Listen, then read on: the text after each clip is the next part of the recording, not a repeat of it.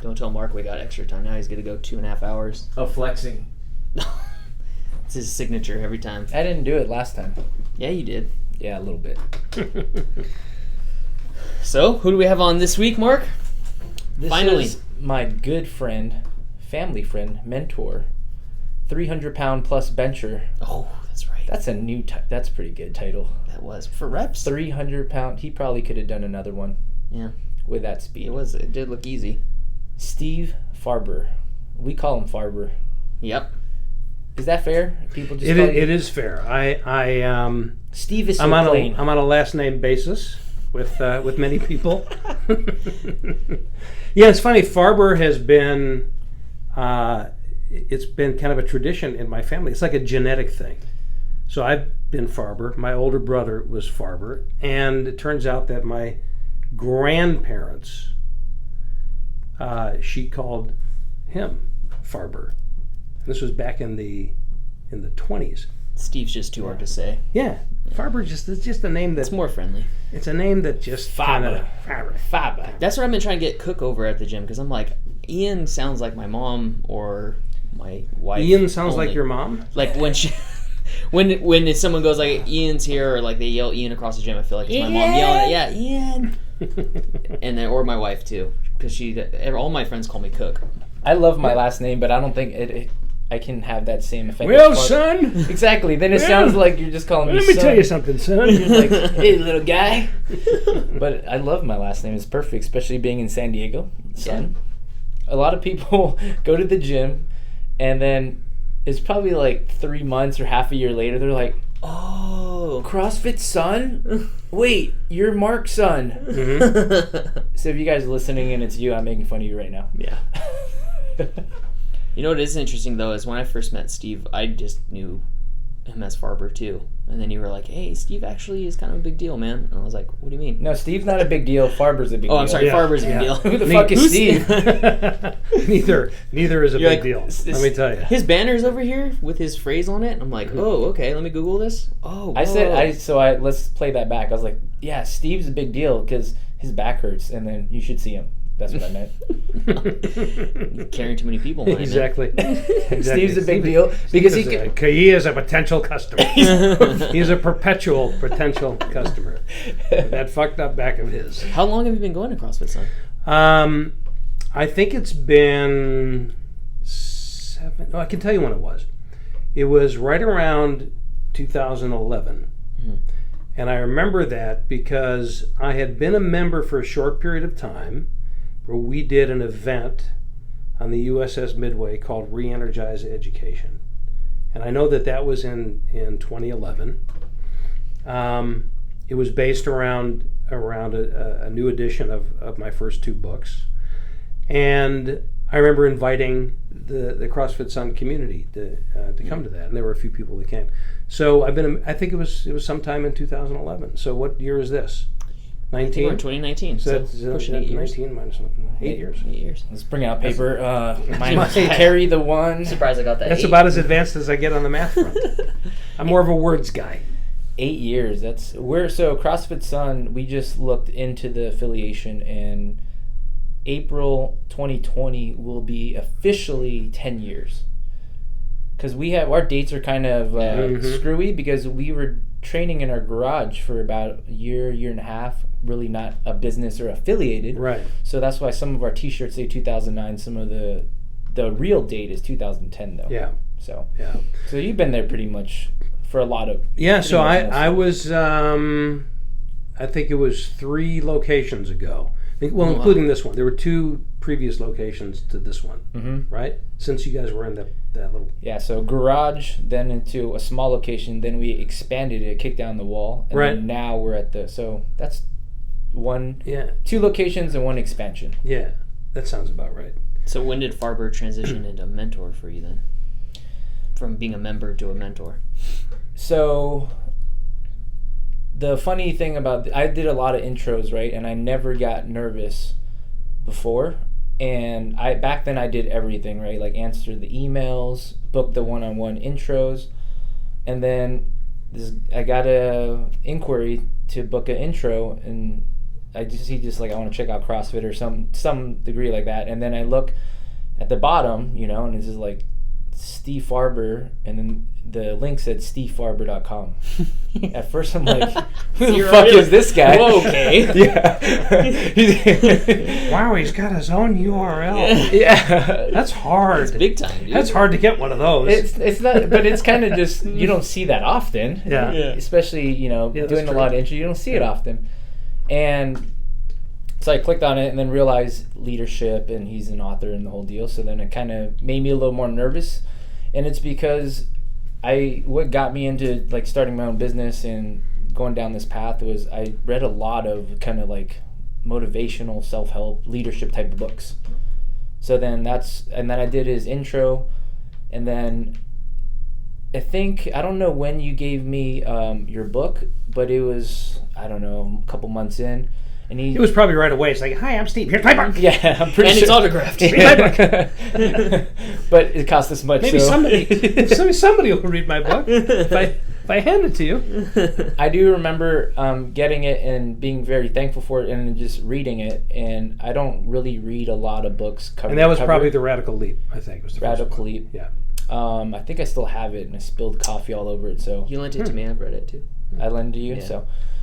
And then I read it, and then while I was reading the book, and it was just a lot of, that was like, oh shit, that's awesome. It's like a lot of validation of what I was trying to do with this new business. That's exactly how it felt. So, because, being a small business owner, right, Ian, and there's so much uncertainty, like, you don't know what the fuck's going on. You don't know if you're doing things right. Yeah. But that book kind of, like, gave me that affirmation, or like, wow, okay, you can run a business like this. You can, like, just pour your heart and soul in trying to take care of people or fix people or help people. Yeah. And that, love people. That's actually okay in the business world, being an entrepreneur, because I didn't know that shit. Yeah. But that was just what we were doing at CrossFit Sun at that time. We were all, the gym wasn't that big, 25, 50 members, maybe 20 members at the garage. And then when we first opened or transitioned to that first spot, it's like, we don't know what we're doing, but everyone seems like they're family. Yeah. We treat them like family. Right. It's like, is this okay? Can I grow this way? Yeah. So let me tell you what that all looked like from my perspective. Yes, that's what I wanted to hear. So I came in for that intro, just having seen a couple of videos online about CrossFit and going like, well, if there's a way that they could scale it to old people like me who are desperately out of shape, then that could be pretty cool. So we did our intro, and actually there were a couple of different intro. Actually, I don't remember. But what I do remember is that when I started showing up for the classes, everybody said hello. Mm. It felt completely comfortable. I didn't feel like anybody was competing with me. I mean, the ego always gets involved for sure. But I gave myself and the whole collection of people there also gave me permission to just do as well as I could, right? So that felt different. It wasn't like going to a gym somewhere, right? Or even going to classes. There was something qualitatively different about it. So that's why I gave you the book, because I was seeing something that was congruent with what I teach, right? And the Radical Leap is love, energy, audacity, and proof, and the foundation for the whole thing is love. That's been the core of everything that I've taught for the last 20 or so years. And, it's the title of the new book is Love is Just Damn Good Business. Coming out September 6th. Available for pre-order now. And we got links in the bio. Don't even worry. That's awesome. So first shameless plugs. I love it. So I saw it. I saw it in the culture of the place, even though that wasn't a word that was necessarily used. So that's kind of where it started. We started a dialogue around that, and we would just get together over a cup of coffee, and I'd get great coaching on what I was trying to do health-wise, and then I would just share what I knew with Mark about kind of what I saw for their business and leadership and what I was observing just in the dynamics of the place. That's where it started. Yeah. And it's been that way, pretty much been that way ever since. I do remember one of the things you bring up still to this day.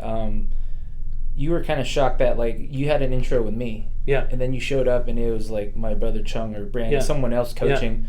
And it's like they knew everything about you. Exactly. That's still like every time you talk about it is like that's what blew your mind. Exactly it's right. Like what the hell? Yeah, I didn't know. I don't even know you. Yeah, so that's a great. It's really a great example because people, oftentimes it's a legitimate question.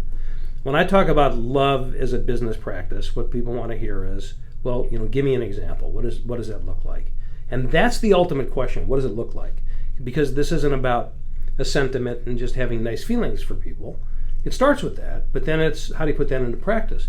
So my experience then was I would have a session with you, and I'd walk in to a class with, and it was at first with you and Chung, and was it who was the other coach at the time? Probably Brandon. I think Brandon, Michelle. I in a session with any one of them, I would say, my back is, because that's I'm using that example because that's the universal example for me. It's usually back. You're under my roof right now, so that's kind of it's just lingering in there. I don't know if you've heard of it's called a back. It's got the spine. You're surrounded by spines in here. So. Yeah, something you may want to look into. But I would complain about some ailment that I had, and when I walked into a class with somebody I'd never met before, they would know all about it and already be kind of scaling the wad to suit me. Now, the only reason that happened, in my opinion, is because you guys cared enough to, first of all, understand what your members are going through, and then communicate it with each other. And that's a pretty rare thing, right? So, to me, that's an example of what love looks like. I mean, if you really care, and care is a great word. It's kind of a slightly watered down version of love, but in the same neighborhood. If you really care, you're going to pay attention, and you're going to put your collective resources together to make sure that person or those people get what they need. Yeah. So it was there right from the beginning, and so it wasn't like, hey, I'm checking out this CrossFit Sun place, and you guys are pretty good, but let me tell you, you need this love thing. If you add this love thing, that's going to change everything. Of course. That's really not what I do. Yeah. What I do, and this is true for all of my clients and all the work that I've done, is I'm just highlighting what's already there. Because if you and there are companies that are like this, if you have a company that is fundamentally a collection of assholes coming in and talking about love and helping them to operationalize love, as I like to say it, it's not going to go anywhere because they have absolutely no desire. How much is this going to cost, this love thing? Not even that. No. Why do we even want? There's not even a price tag associated with it. No, thank you. Yeah. So really, as I often say, I'm not in the convincing business. I'm in the confirmation business. That's right? Awesome. Man. So when you read the book and you go like, "Wow, yeah, this is That's all I'm trying to do." It's perfectly put how Mark said it, that when he read the book, I felt the same thing when I read Leap.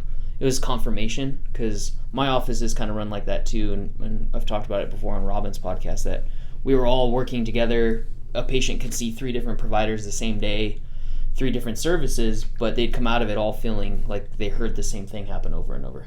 Because everybody under my roof has been one goal: to make the patient feel better. Right. So when that is rare too, right? Like the massage therapist can talk to the chiro to, that's kind of what we're doing all the way to the front desk. Like it's just all of it. Yeah. And even our spouses are talking like that. Well, why are you doing that though, right? Because you love your clients, right? Know? But even like up to our spouses, if you talk to our spouses at a social gathering, they don't feel like, oh well, she's kind of like up to something, She's not really on board. You don't hear that. It's a family type of. My wife doesn't even work out at the gym, and she gets invited to gym-related events before I do. Yeah. So that's where it's at. I swear to God. God. It's more of a reflection on you. Yeah, that's something about you. Carry on. I try to always twist that to make it look like, we're building a good culture. Well, the thing is, Ian, what you're describing is first of all, you're very clear on what the core objective or the core value of your practice is. Right. And that's to enhance, heal, whatever words you use, your patient. So whatever your modality is, yes, chiro, massage, acupuncture, whatever, crystal ball, Ouija board. No psychotherapy, please. Although we already do that part-time with our patients too. But open heart surgery, whatever it is, you're all unified around that. Mm-hmm. And if that's, and just about every business or company on a larger scale will tell you that they have their core values and it's important to us. But practicing that is a whole different animal. Totally. Right? And so that's what you're doing, right? And part of the way that you show that is it's the communication that I need to tell Ian something that I learned when I was on the massage table with this patient. It's that whole thing. Because everybody is unified around creating that experience for the patient. But in order for it to get enhanced, that's something I reached out to Mark because I told him, how did your coaches do that? And he's had coaches come and leave the gym, and he's kept a good core group and built a family culture there, right? I was like, how do I do that? And he was like, because he saw the same thing. Like, I see you already doing that too. All you need is a Robin to step in and enhance it, right? Mm-hmm. Robin, my business coach, still meets with me every 2 weeks so she could talk me off a ledge of, because things constantly pivot and change in the business. But Mark, meeting with him on this podcast weekly, coffee dates all the time, broing out at workouts, we bounce each other ideas off each other too as leaders that both had to deal with anxiety and stress of running a business and the excitement of our creativity levels getting enhanced in things like this podcast or leading a class. But it's like, how do we always filter it? And I think it's important with books and seminars that you have to learn how to just keep enhancing the good parts of it and not necessarily thrive on the negative stuff that. Well, like reading the book is the first step. That's what I gave you, and then connected you with Robin, who also took the Extreme Leadership certification. So the first part is the confirmation. Coming up September 25th in San Diego. What is certification? What is? We talked about it on that podcast. We already linked it. We already mentioned it on another pod. Now links are in bio. I just like the way my voice sounds. I really. Can we get an outro and intro like? Did you bring your guitar, guys? And now, ladies and gentlemen, from the heart of Rancho Bernardo, the FixFitness guys. Oh, okay. Anyway, go ahead. And he has his guitar waiting too. So the first part, when you read the book, is the confirmation, right? And then now it's really like what you're trying to. The application of your work is the framework, right? Having a framework of the leap. It kind of helps direct you, so you're not trying to just go all over. You're like, man, this makes sense. I do this. I want this. I want to get there. But it helps to have something guide you. And that's what I told you. This is what we've used. We've had, I've had so many talks with Steve, and he's mentored me through the process. And we've had a lot of kind of these leap workshops within our team, so then we can all say the same thing and get together, and it's like, hey, how do we define love? So that we can identify it, so then we can build on it. Or we can say, okay, that is not really what, we're not on the same page. So it's nice to have the confirmation, and then the application part is really trying to apply the LEAP framework and the greater than yourself framework within what we do in our gym, which then led us to really identify what our major product is, our businesses is community. So the principle that you guys are talking about is really, it's going to sound overly simplistic, but it's so important. It's one thing to read a book. It's another thing to put those ideas into practice. And the way that you do that is by helping each other. And the way that you do that, and this is the simple part, is by talking. It's just having a conversation. What are you doing? Here's what I'm doing. What's working for you? It's just, and that's that's one of the great advantages of having a coach is, somebody to just talk this stuff through with. And so you're doing that peer-to-peer between the two of you guys. And then when you bring your team involved into it, like, what does love mean to us? That's a question that demands an answer. And you answer, and I respond to it. It's a conversation. A lot of this really comes down to having the right conversations and doing that frequently, because otherwise if we don't do that, go out of our way to do that, the only conversation we end up having is the one that's spinning around in our own head.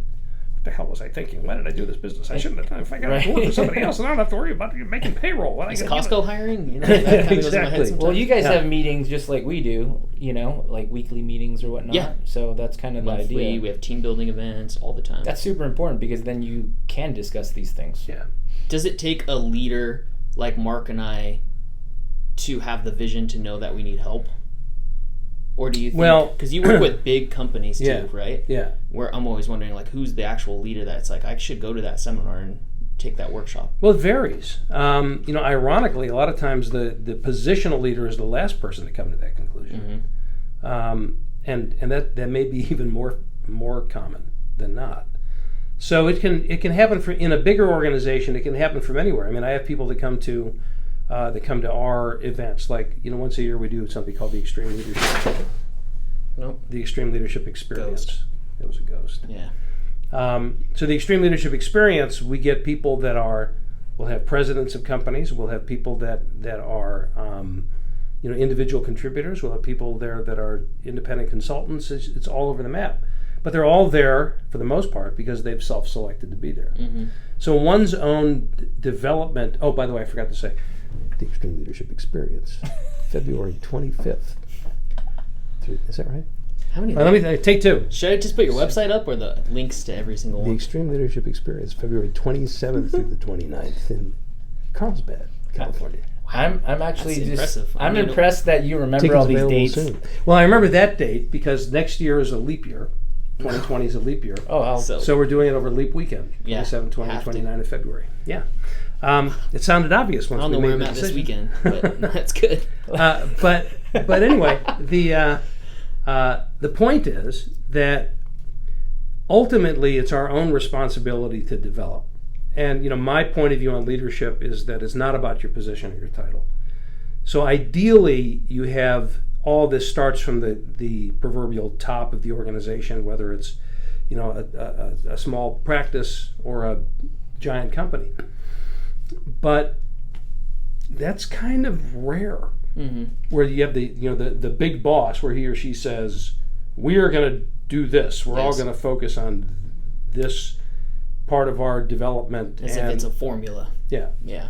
I think that's how you build a strong community, is just like that. It's not position or title, because in our gym, I've always talked to our coaches and stuff, and I'm making pretty clear that we never call ourselves coaches, because we want to be able to just be a community member, because once you start having, we used to have because that's what everyone did, coaches shirts and this and that. Mm-hmm.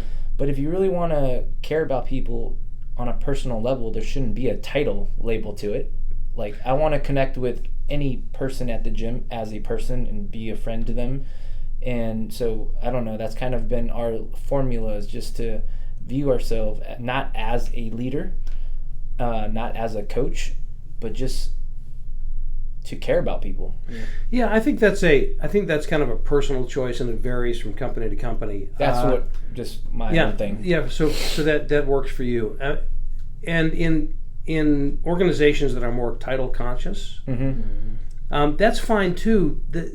But what everybody needs to realize, whether you go with titles or not, is that your leadership, the quality of your leadership, really has nothing to do with that title, right? So just because I call myself CEO, or if I call myself coach, it doesn't mean that I'm great at either of those things, right? Mm-hmm. So the trap that people fall into is, well, look at that. I'm just looking right. I'm looking at my business card. Yeah, it says president right there. Leader. I must be. Mm-hmm. So it doesn't have anything to do with that. But what is also true is that even though it may say leader in some form or another on my business card, and just because it says that doesn't make me a leader, but as far as everybody else in the organization is concerned, they're expecting me to be a leader. Mm-hmm. So I may not automatically be one, but the expectation is automatic. There's still responsibility too. Yeah, that's right. So So it's, leadership it can come from anywhere. It's an opportunity that's open to everybody, or to anybody, I should say. There are people that rise up into positional leadership roles that should never have been there, and there are people on the front lines in every organization that would be great CEOs and have no desire to do it. So it's really about understanding wherever you are at whatever level, in whatever kind of business and whatever kind of organization, everybody needs to be really clear on what it is that we're all about and what are we trying to do together. And then I'm going to figure out a way to contribute to that from wherever I am. And regardless of whether I'm told to do it or not, or have permission or not. If I'm trying to do the right thing for the customer, and that's important to this organization, then I need to do that. And the more people are given the opportunity to engage in that way, the more they love their work, and it becomes a kind of a virtuous cycle, right? Yep. I love this place because they really give me the latitude to do the right thing, and the more I do that, the more I love this place, which makes me step up and be even more creative and innovative in the service of whatever it is we're trying to do. That's awesome. Totally makes sense to me. What about you? No, just when I'm listening to Steve speak, and it's just like the parallels of that, and that's kind of what goes on in a CrossFit community. Mm-hmm. Definitely for us, I can't speak for every community, but that's what we try to do, is just create that culture where everyone should kind of want to help and care about people around them. That's why you'll see a lot of people, like the deadlift, I just posted about it. It was like DJ kind of gave up, the people lifting on that bar with me, like kind of gave up their whole lifting, like their own numbers. Yeah, we need to know where you're on. Because you guys are all trying so worried about Mark. Yeah, so worried about my lift. And it's not that I asked for it, it's just that's good. It took training over. Partner. It was being a good community member, and ultimately it's because you guys are now just as invested as I am, because you want me to succeed. The whole gym, it was like no one wanted to say anything. No one announced like, hey, Mark's about to do the 500. But everyone stop, watch Mark. But it didn't happen. It happened because people actually cared, not because everyone forced people to stop lifting, don't make noises for Mark. Yeah. But it's like when I was going, it's like, and the bar barely moved, and it stopped and stalled for a second. You could hear a fucking pin drop, like it's, and that's the example. Is just like we have people in the gym who are, there's no labels, but they essentially have stepped up to be community leaders. Yeah, they take the role of what a coach does. They listen to people's problems, they help out, they give them coaching cues, and they're not coaches; they're just another gym member. Exactly. So I'm kind of. This might surprise anybody who knows me, because I don't come across as being a process person, and I'm not really, but in some ways I am. I'm process oriented. So when I hear that, what I do is I do the analysis as to what contributed to that dynamic in that moment. How did that happen, where everybody supported you without being asked to in that moment? So here's my take on it. If you look at what happened leading up to that, and the months leading up to that, for one thing, the foundation is that you are a positional leader. You don't claim it, other than the place is called CrossFit Sun, right? Yeah. Mm-hmm. and obviously you're the owner or the co-owner of the place, mm-hmm. right? So you do have that role, but you never you don't flaunt it or flout it. Or flaunt it. I don't know what the word is. I got nothing. Flaunt. That's not important to you. What's important to you is the community, right? So everybody knows that, and everybody loves you and is supportive of you. So that's one thing. And the other thing is your preparation for that lift was entirely public. Yeah. Right? Completely transparent, as we like to say nowadays.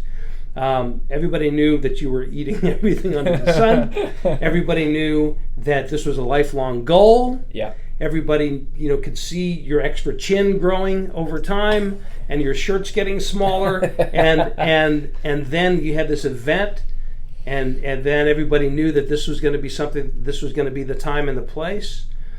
So the principle there is nothing was hidden. You're very transparent with what's important to you. You focus all this attention on other people, and then every so often you say, here's what I'm going to do for myself. And people want to reciprocate, right? Because of all the support they get from you. Now we have an opportunity to cheer you on. That's what people responded to. So all that came together in that event, in that singular moment where it was the net. There was no other way that could have played out because of everything else that was based on, right? Yeah. So it wasn't just like some random magical thing that happened in the moment. It was the culmination of all these other dynamics. The proof. It's the proof. And at the core of it is love. People, when you heard that moment where you could hear that pin drop, everybody's thinking, come on, because they wanted you to do it. Except me and Deej were like, you better pick that shit up. What are you doing? Come on. Yeah, I was sitting right there. It was a great moment. It was awesome. It was the highlight of the day. It was a crazy moment, surreal. So I guess I could take that as Mark as my mentor, because what I talked about when I have different practitioners, and we talked about in Robin's episode, she said we're all in different silos, but it's very easy to revert back to it if you have something going on in your life or stress with that, whatever. And when that happens, the entire buzzing of the office kind of simmers down. Yeah. And it's a weird energy thing to think of, but I would never be able to identify it without working with a Mark or working with, your foundation, because it's just weird to think like, oh, me as the leader, I got to step up and rally the troops a little bit and make sure everybody's out and, voicing what they're going for. And just like Mark was talking about, I came from my first office was a bad environment, and to the point where I was friendly with, the front desk. I was friendly with, the physical therapist was one of my best friends, but we were told not to be. We were told, do your job. This is work. Yeah. To a point it's where not personal, it's business. Yes, the front desk would be like, no feelings. Nobody can feel. Literally was like, let me talk to Cook, and they were like, and my boss would be like, that's Dr. Cook, and I'm like, okay, who cares, Yeah. And so here I'm all the way down to another level of I'm just Ian, and even though it's my name on the door, and it's like, they look to you for brass decisions and stuff, but I literally use an example, like Brittany was with a patient when she's in my acupuncturist, and she's like, I'll tell Ian to take a look at that hip, and the patient was like, who the hell is that? And I don't want him to look at my hip there. She's like, oh, Dr. Cook. Oh, I didn't even know that was his first name. I got a guy that'll take a look at this out back, so I was, Ian, he's a hip guy. You can trust him. He's my best hip guy. But Mark's thing with coaches, because of a blue shirt that Ian embroidered over the pocket.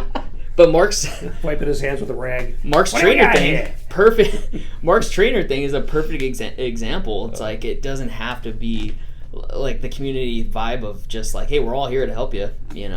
Just turn to whoever you want, and but still to bring it all together, it does take a certain mind. So here's the thing. Again, it's about you as the owner of this practice being really clear on what's important, right? And then modeling it in the way that you interact with people. And the E in LEAP is energy, and the question that I always pose to people is, what impact are you having on the energy around you at work? Because you absolutely have an impact on the energy around you at work. So are you? The question I like to pose people is, do you generate more energy when you walk into a room or when you walk out of it? Right? Are they happy to see you leave, or are they happy to see you come into the room? Right? So lately it's been time this guy going home. Yeah. So that's if that's true, that's something to take a look at. Right. Because your presence should lift the place up. Right. And that's true for all of us, not just the owner of the company. Sure. So when I walk into a room, I want people to be happy that I'm there. And that doesn't mean they won't be challenged. That doesn't mean that that my standards are probably going to be higher, not lower. But they know where I'm coming from, and that's gonna energize them. That's how we use that framework. Right when you said energy, it's going back to the same kind of training of the LEAP framework, and just like when you ask that question, and we tell our coaches all the time too, because we have that position, we have a job to do, right? So when you go to CrossFit Sun and you see like someone like DJ walk in or Leslie, they're coming around high-fiving everyone. And it's like they're injecting more energy, right? And that's kind of like everyone has that chance to have that effect on the whole community, even though you're not a coach. Yeah. You come in, you moping, and you're bringing in all your stress and drama. Right. And it's not that that's bad, but it's kind of like you're not caring about the environment and others. You're like, Leslie talks about, we all go in here to burn off our crazy. So it's really not that, it's not fair for you to bring in all your like daily drama. Like, oh my God, I just got cut off, driving here and blah, blah, blah, blah, blah. And then now you're just, everyone's happy that you're about to leave because you just became a Debbie Downer. Yeah. So this is the difference between people in positional leadership and not, right? So while leadership is everybody's opportunity, if you're coaching a class, you have a greater responsibility to manage the energy in the room because you're influencing everybody. Whereas if it's somebody that I'm lifting next to or doing burpees next to, yeah, they're going to have an impact on me, but ultimately they're not going to affect the energy of the entire experience. The coaches, right? So there is an extra level of responsibility, I think, for somebody that's taking that role in that time, and really understanding that everything that I do and everything that I say is being watched by everybody in this class. I mean, that is literally true. And as you know, literally is a word I like to use literally. So then I have everything from my facial expressions to the way I cheer people on makes a difference. Totally. That's a big responsibility. And I think your coaches at CFS, I think they get this. I mean, that's my experience. Yeah. DJ's a little low energy. He could probably he could probably use a little more dial it up a little caffeine more. Or something. And Leslie's so fucking loud. She's Leslie needs to turn it down a little bit. Leslie needs to turn it down. But all of you so obviously care about everybody and express it in your own way. It's not about creating robots that are all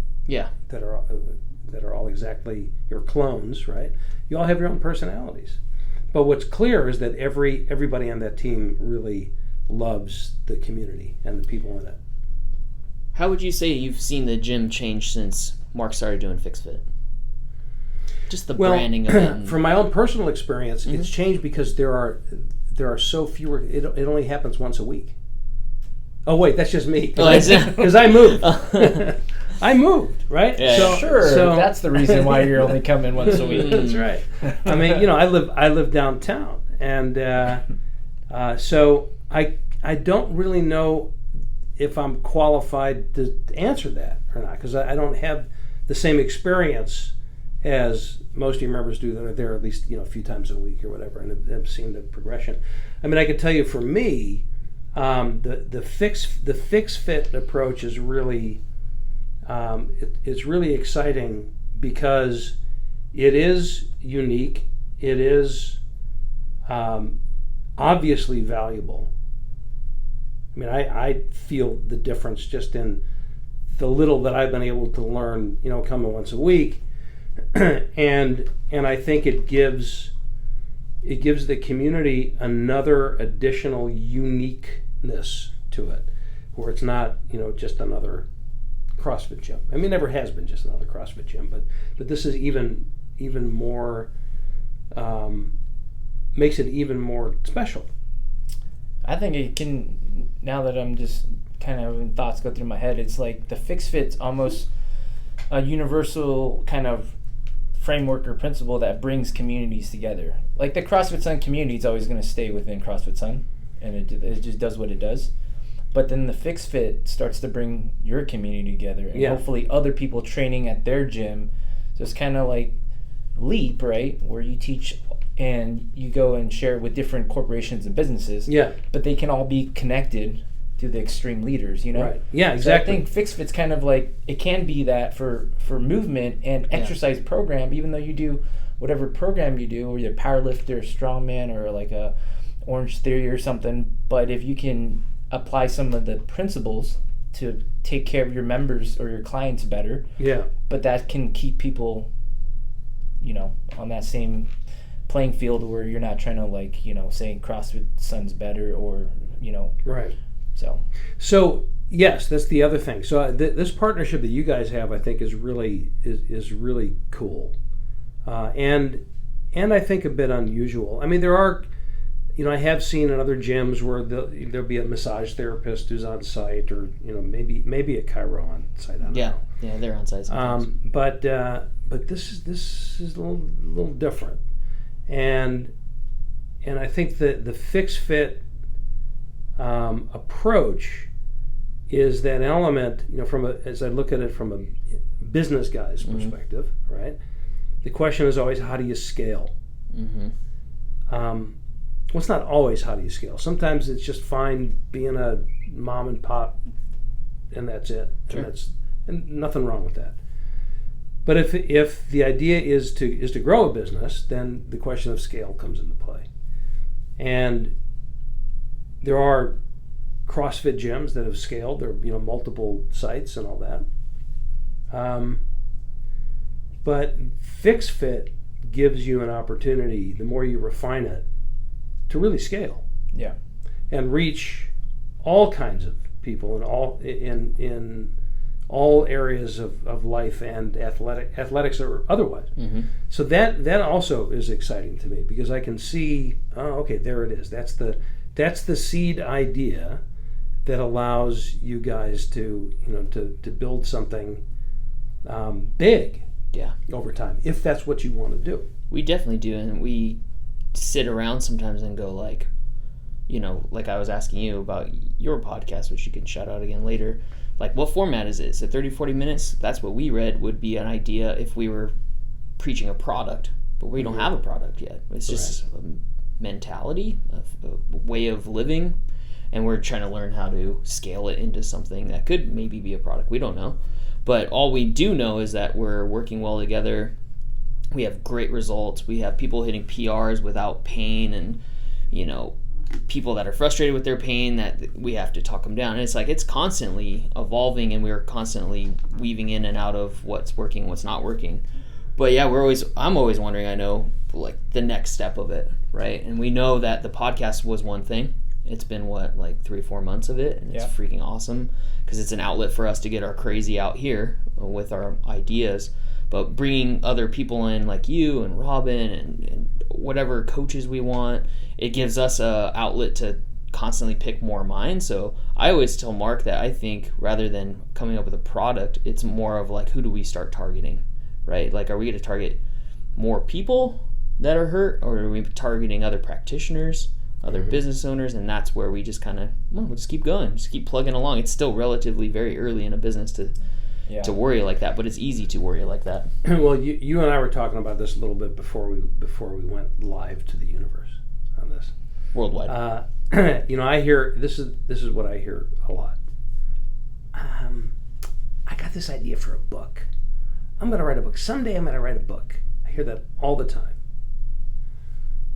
To which my response is, well, that's nice. So write it.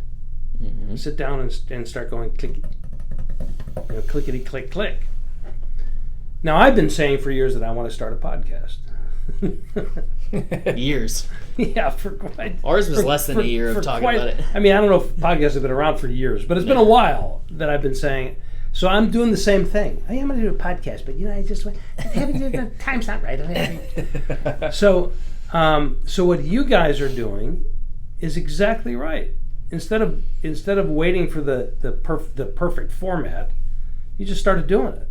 And right now, I'm guessing your audience is primarily members of CFS and people associated with your practice. Yeah. How do I know that? Because you say things like, well, DJ is this, and Leslie is that, assuming that everybody listening knows who the fuck you're talking about. Yeah, exactly. Because they do. Yeah. Right? So that's the audience right now, and that's okay. And there's a great value in that, actually. Because it's just another thing that enhances the community, and it's a way to communicate and get ideas out and get people talking. Actually, but it's going to grow. I actually have a friend back home who says that he loves the episodes of DJ and Bob the most. Yeah. And I'm like, he has no idea what they even look like because he has no social media. Yeah. He's not following any video. He actually he does watch it on YouTube, but he doesn't know Bob or DJ. never met him. The He's way never we even been to reference San Diego, him. never worked out with him. But he's Yeah. like, the idea of a Bob and DJ, those names are kind of That's right. symbolic Yes, too. that's right. Yeah. Just Bob and DJ. It's character building, like you say Yeah. in a sitcom or Yeah, series, it's right? like a sitcom building. That's right. I was like, these next two, coming up are just Deej again and just Bob again. And he's like, oh, dope. I've been looking forward to theirs. Yeah, that's great. So that's great feedback because it's exactly right. These are the characters that we know because we're part of that cast of characters. Right. Yeah.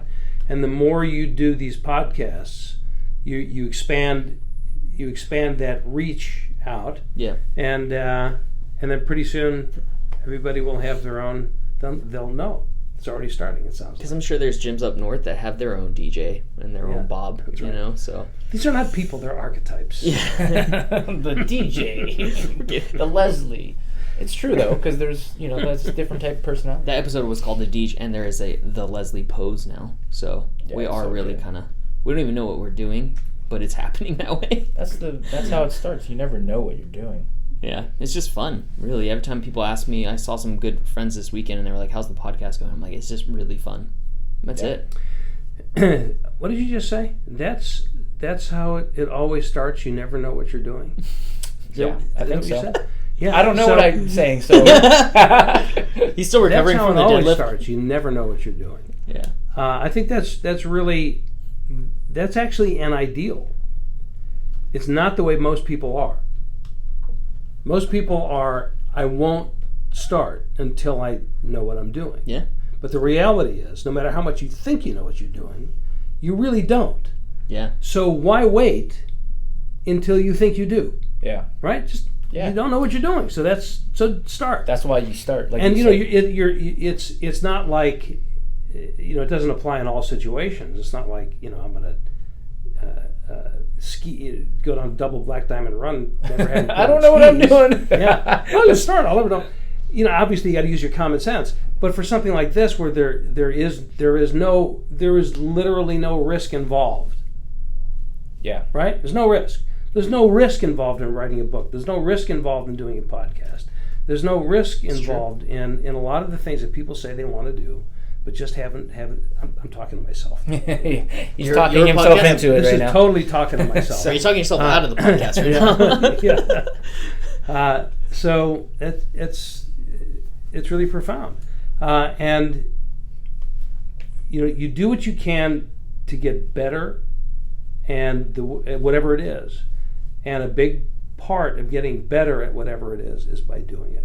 That right there is a perfect tie into how people should apply FixFit for themselves Totally. in injuries, right? Mm-hmm. If your knee hurts and you've been listening to us and you watch the videos on the pistons and stuff, you don't know what you're doing. But how are you going to start to get that knee to become better or learn how to figure out, self-assess? You have to try it. Yeah. You have to start doing it. You're not going to be able to just listen to every single podcast and watch all the videos on YouTube and think you can fix that knee. Only until you start trying things. Yeah. Try a piston, try an oblique opener, try a sled walk. Then you start to learn how to really apply the FixFit, and the goal is it's like self-care or a different option to treat the knee other than a shot or surgery, and you just have to start. Yeah. And people don't want to. They want to know everything. Like we talked about, it's like, is it sciatica? Like they want to know the label. So what if you know it? Mm-hmm. You just need to go. So Yeah. you have to just start and just get going, and hopefully this will kick them in the butt and get them motivated to try something. Yeah. Try something else. Yeah. I do want to ask you, because when you moved downtown, you've been exclusively coming to the FixFit classes. Yeah. So you haven't worked out in a long time. That's fair, right? In terms of training, certainly strength. not regularly. Not regularly. You haven't been doing CrossFit. You haven't done powerlifting. Right. You benched 300, which we kind of 305. 305. Give him another respect. Give him 305 for reps. Now you did 305, and you haven't been lifting consistently or doing CrossFit, Yeah. right? So you've only been doing the FixFit classes. I mean, you've done CrossFit before and some powerlifting templates. Yeah. How has the FixFit, because you're on the journey, everyone going to that class was on the journey I was to some degree, because that Yeah. Saturday class evolved into like FixFit performance. Yeah. So do you think that helped you get the 305 or, Well, I think so. Yeah. So to be accurate about that, there was that time where we were really focusing a lot on powerlifting when I lived up nearby. Mhm. This was like 4 years ago. That's 4 years. That's ago. when you hit 300, probably 4 years ago. The first time I did, and then I got it. We had that comp at the gym. It was like an invitational, and I did like 350. Yeah. I mean, it was some ridiculous amount. The longer time goes by, the numbers get heavier bigger. it was. It was like 450. It was like 700 pounds. It was like at least a half a ton. Yeah. But so I got really strong, and then everything hurt, and then I moved, and then Everything hurt more. So I just haven't focused on it for a long time. But in recent months, I started going back into the gym a little bit. I started the Wendler program 3 or 4 times. You know what I mean?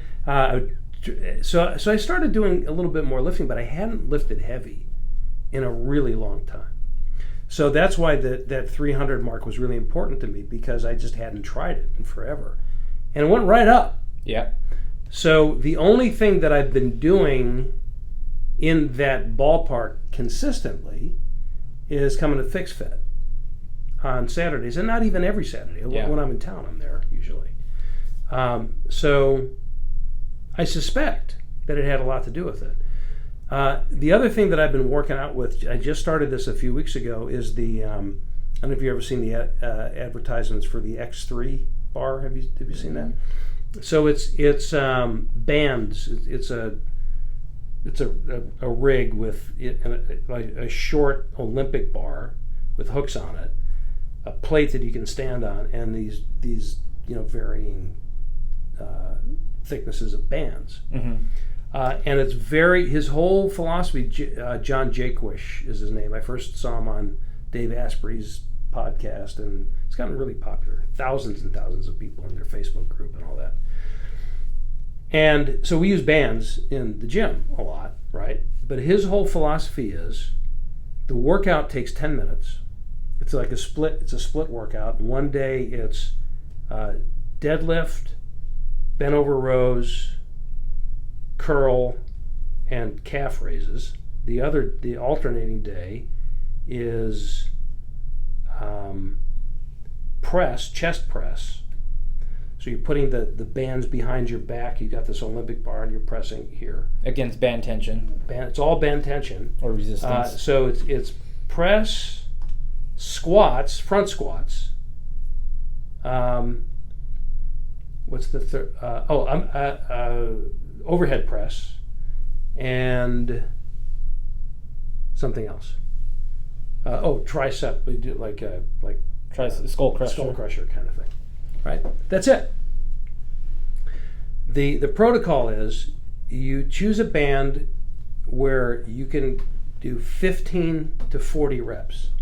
So once you hit 40 reps, you go up to the next band. Is kind of the overall theory. I think there's lots of variations on the theme, but it's also that you're doing everything to failure at every range of motion. So if you're doing a press, you're doing as many as you can, and you never lock out fully, so there's always tension, right? And then that's what we do in FixFit. And then as you start to fail, the reps get shorter, and you take everything to failure within its range till you just can't go anymore. So what I find in this is that my form that I've been using for that, and like the deadlifts and all that, is the form that I've learned from FixFit, applying it to the bands, which is different from what the typical folks will tell you. Yeah. Like with the deadlift, keeping your shoulders back and down and all that, right? So I'm doing that. I'm feeling it in my pecs as I'm doing these deadlifts. So I've only been doing it for a couple of weeks. I think that is making me stronger. So I think that also helped. That's good to know, because that we had a conversation about this the day before you were going to go try it, and we identified that this is what's missing in most people's training, especially if you're a CrossFitter, because we own a CrossFit gym. This is what we teach, and it's people don't get to that muscle failure. Yeah. They get to conditioning failure, Right. and that's where if you don't have lats or pecs, and you can't grow them, it's like you can't get them to turn on if you don't pump the muscle or train it. Yeah. And so for you, I was saying if it works, it's great, because when we do our reps like a piston, we don't go full range. Right. Our definition of full range is you keep the range going as long as those muscles are pumping. Right.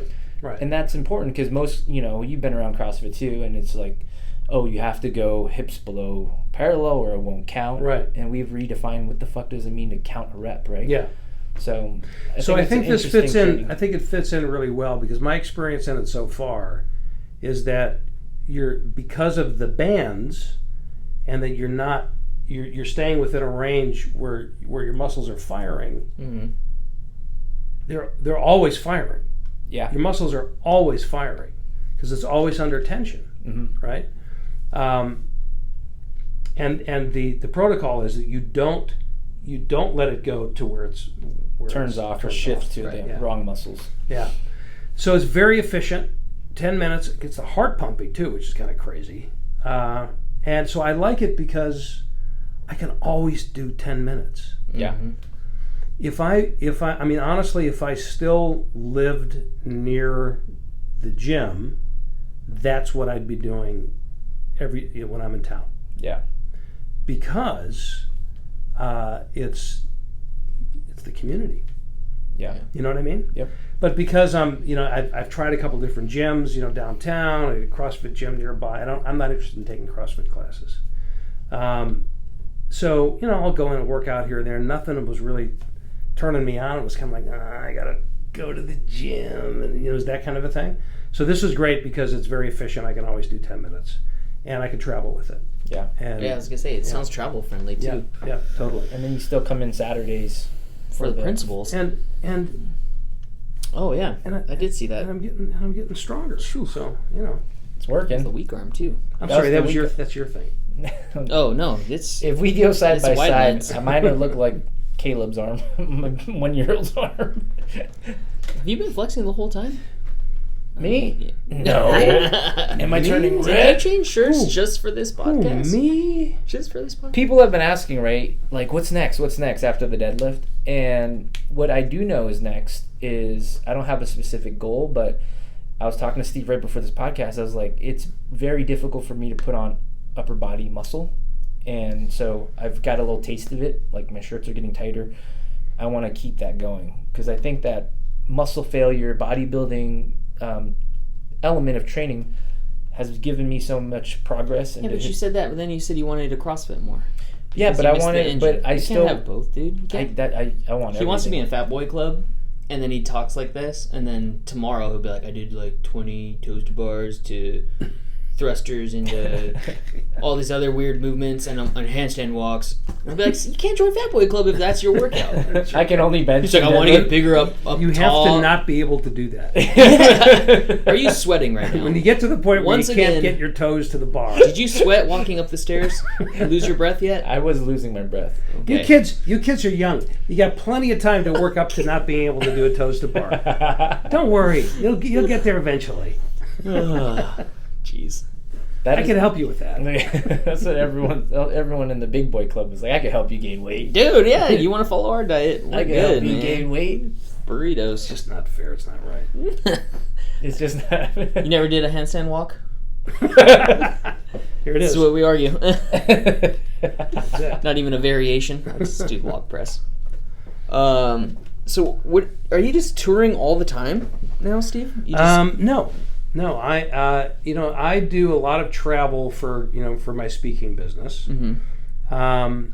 It seems like a lot of travel from the outside looking in, Yeah. and sometimes it is, and sometimes it's not. And it's not a smart business. The speaking business is not a smart business. For one thing, it's not scalable, as we were talking about before. Yeah. It's be in two places. entirely pay for play, and it's very, you can't control it. So there are times where I'm just running like crazy, and there are times where, I'm sitting at the computer listening to the crickets chirp. But I always have, we're launching the new book. We've got these programs that we're working on. There's always a lot going on, which puts me at home at the computer, and that is not my happy place. But I need to do it. So I'm happiest when I'm traveling a lot, because then I love being home, and then I love hitting the road, because when I'm traveling, that means I'm likely on a stage in front of an audience, and I love that. That is one of my absolute favorite things to do in life. So I expect that when the new book comes out, the travel will pick up significantly. It just tends to happen that way. If we're successful in getting visibility for Love Is Just Damn Good Business, and we're putting resources behind that, so we better better pay off. Then that'll translate into speaking, and then we do our the Extreme Leadership Institute. We have our ongoing training, consulting, learning and development side of things that I don't necessarily do myself personally, but I have my team does that. So that's how you scaled it. That's how we're scaling. And books are your way to scale the message. Yeah, so books really are they're very powerful in spreading ideas. It's the whole purpose of a book. And from a business standpoint, it's like a really significant business card. I mean, that's really the value. In terms of business, that's the value that a book provides to the business. Yeah. It's a way of saying, here I am, here's what we do, this is the value you can get from it, and if you like that, go ahead, make it work, but if you need help, you know where to go to for help. That's where our business comes from. We need to write a book. Yeah. Stop saying it, start doing it, Mark, right? Tippity tap tap tap tap. Mark's got to learn to read first. Of course, what you're doing. What you're doing is great groundwork for a book. Yeah. Because every podcast, you're going to find passages in there that are translatable into chapters. Yeah, we have tons of chapters. Yeah, this is the way a lot of people do it nowadays. Everything's repurposed, right? So you have a podcast, and then you take that transcript of that, and you turn that into a blog post. You take those blog posts, and you turn those into a book over time. That's the way. That's the way we do nowadays. FixFit certified coaches out there. Absolutely. I think that might be the next one. It's more seminars. It's true, because to reach the masses, you're trying to, like, if we can target and help other coaches, then they can reach their communities or their client. It's more powerful, or because if we want to grow faster, scale faster. Because if we help just someone with the shoulder pain at the gym and now they can get back to lifting, that's great. But if we help the coach, they could help hundreds of people. Right. Yeah. So eventually, if you haven't started doing this already, probably not. Eventually, what you need to do is codify everything, right? So this is the different the principles that you're teaching, the different moves, or everything from piston to sled push to the bands, whatever it is, the posture, all of that stuff, you need to capture in a way that's easy to teach to other people.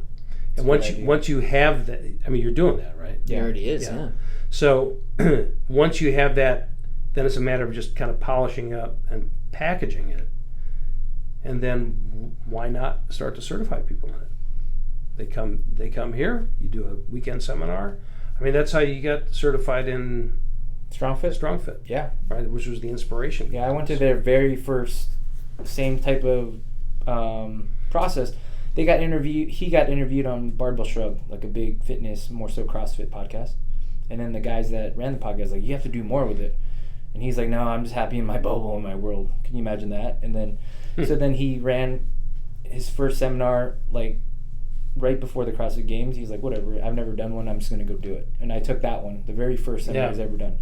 He had no idea what he's doing, but now look at him He's all over the world, certifying people, running workshops. So the key to that is, how did he get people to come to that first certification? it was the podcast that shared. So his Barbell Shrugged gave him the visibility. Yes. And So that's the key. It's starting with the events, the certifications, and all that are something that you put in place after you have the community or the visibility. Yeah. Trying to do it the other way around, Yeah. trust me on this, is very painful and can be quite costly if you're not careful. Yeah, we definitely. Hypothetically. Yeah, hopefully this podcast, that's what we're trying to do. Get a little bit more visibility outside of our own, Cairo and CrossFit Sun. So Yeah. slowly working at it. Cool. But we're doing something. Absolutely. We're doing something. Absolutely. We used to just be like random meetings, random coffee, and we're like, we have enough time to systemize one day a week, The best ideas and the best conversations happen just at a coffee little meeting. Mhm. And that's what's great about podcasting, is just pretty much having coffee, really. We'd make better podcasts at 10 p.m. at night with no food and our wives texting us, where the hell are you guys? Because that's when the best ideas actually flow out, when we're delirious. I'm delirious all the time. I have a baby. Okay. Now he's making excuses. That's okay. I'm okay with it. Okay, Steve, when does your book come out again? September 6th is the publication date. Yep. That's the sound of my chair rolling to the microphone. Very slowly. But it is available for pre-order now on Amazon.com. Love is just damn good business. That was just damn good business. And what about seminars, workshops? So we have we certify people on the extreme to facilitate the Extreme Leadership Workshop. We do that about once a year, sometimes twice, but this year is just once. September 25th through the 28th. You should really go, by the way. No. That's a 4-day. It's a 4-day real deep dive into LEAP. So that's the next thing on our plate, and that's a small group. We cap it out at 20 people. I went through it. I recommend anyone that's an entrepreneur, small business owner, like CrossFit gym owner, anyone that manages a team like you do. It's a must. We get a really interesting, collection of people, a lot of variety, and because it's a 4-day intensive, that group. I mean, you've made friends at that group that you were in that you never would have met before. It's so powerful because it's such a small group, and Steve's there. And it's not like you're just watching someone on stage and then they're done with their thing and see you later. You're there every step of the way, helping, and then that's invaluable. You just can't. That's the most important certification and workshop I've taken. And yes, Steve's been helping me throughout, but after that, I really was able to take a look deeper into what I do, and then like we talk about when I'm working with you, how I integrate it to our business and things like that. So yeah, totally. That's the idea, is you go there, everyone's got their own business, everyone's doing this, but they're helping you brainstorm the idea to make it your own. So So that, and it's great fun. I mean, it's we love doing it, and then we host a little barbecue at our Farbecue. home, a Farbecue. Nice. and then next year is the Extreme Leadership Experience. That's the bigger event. That's more like between 100 and 200 people, and we have lots of guest speakers, and it's all built around really applying love, energy, audacity, and proof. So we get lots of case studies and examples and conversations, and it's also a blast. We haven't started promoting that yet, but we will soon. We'll link everything. Cool. Blast it. Thanks, man. Thank you guys. This was really fun. Right? Super fun. Super fun. We have a new character in the FixFit podcast world. Farber. The Farber. Or Hey. what if people request just Steve? Who the fuck, Steve? Who the fuck, Steve? The funny thing is that our gym, like you go to a CrossFit gym and then you strip away all the titles. Yeah. It's an equalizer, because no one comes in going like, hey, I work here and there. But everyone gets on that assault bike, everyone dies. Yeah. I don't care who you are. DJ will yell at you if you're the fucking president or... Remember, it doesn't matter. That guy's a heart surgeon over there. Yeah, I'm like, but- oh, Okay. Yeah, but I did not know that. He's dying just like you. Yeah. It's a great equalizer. Everybody dies. Everyone, period. Even the heart surgeons. But that's, I mentioned Steve gave me his book or whatever, but most people in the gym probably like doesn't know what Steve does. Yeah. And everyone just calls him I didn't for a while. Steve. Really? Yeah. He can write. He can write. Can he read? He's an author. Never said I could read. All right, man. Thanks so much for coming. Thank Steve. you guys. Appreciate it. Yep.